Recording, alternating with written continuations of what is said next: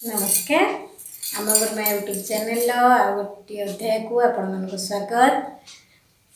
आज आम गोटे नुआ विषय जाना विषय हूँ मोबाइल। आज जुग हो मोबाइल जुग।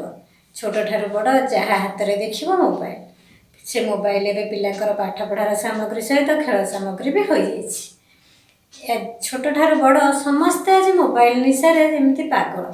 मोबाइल टी पाठ्य सामग्री होगा परिवर्ते धीरे धीरे से पिला मोबाइल कबल से निशा भली से मोबाइल कबल पड़ जाती।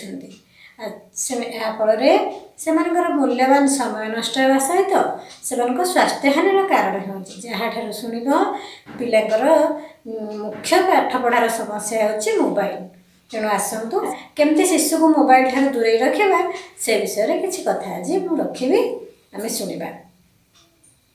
एबे वर्तमान कोरोनार कटकणा कारण विद्यालय बंद अच्छी तेणु शिशु पाखे पर्याप्त समय तेणु अभिभावक मान समय आसी शिशु को पर्याप्त समय देवा ताको समय नदेले से तार समय को विनियोग करने मोबाइल धरी बसुची।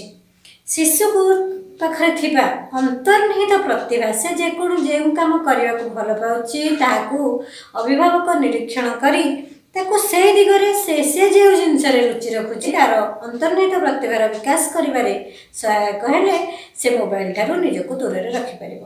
शिशु को विभिन्न छोट बड़ घर काम जोड़ी रखिले शिशु मोबाइल ठारू दूर रमती रोसई घरे माँ को साहाय्य करने विभिन्न पनीपरिया चिन्हवा पनीपरिया को अलग रखा मटर छुई चढ़ेवा सेमती बगीचा कम शिशु को गचरे पानी दबा गचर जत्न नवा गच चिन्हवा यह सब कम कराइले शिशु मोबाइल ठारू दूरे रही पार। शिशु पुणी जदि सकाळे संध्यारे प्रार्थना कर योगासन कर व्यायाम कर घरे बाहर गोटे वातावरण घरे तैयारी रखा ताले शिशु मोबाइल ठारू दूरे रहिबो। शिशु सहित विभिन्न आम खेल खेलिबा घरोई खेल खेलिबा शब्दधंदा खेलिबा ता सहित विभिन्न खेल खेलिले से तार मानसिक विकास बौद्धिक विकास होगा सहित सी निजक एकुटिया भाव ना फोन ठारू दूरे रहिबो। शिशु को विभिन्न खबर कागज पढ़ा देवा कि पढ़ी शुणा गप कही शुणा से भल पाए गप कहवा छोट छोट गप कही पढ़ा देवा बा निजे पढ़िक शुणा या द्वारा शिशु मोबाइल ठारू दूर रहीपर। पुणी रोसई घरे आम बोतल पानी भरवा भली छोट छोट काम देले से मोबाइल ठारू निजक दूरे रखिपर। यही फोन अत्यधिक व्यवहार कारण तार रेडिएशन प्रभाव में शिशुर श्रवण शक्ति दृष्टिशक्ति विपुल मात्रा प्रभावित होती जहाँ समस्त गोटे चिंतार कारण हो। सबुठार बड़ कथा हो शिशुर यह द्वारा मूल्यवान समय नष्ट हो जाउछि। शिशुर समय हूँ सबुठार मूल्यवान छात्राणाम अध्ययन व्रत।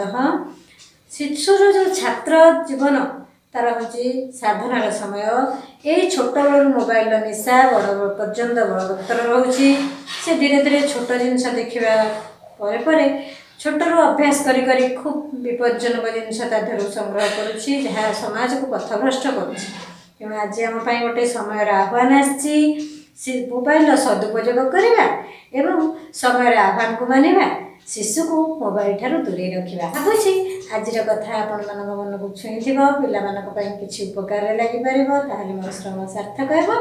जदि आपण मानू ये कथा गुड़िक भल लगी था आम गुरुमा यूट्यूब चैनल को लाइक शेयर सब्सक्राइब करने भूलिए नहीं। नमस्कार धन्यवाद।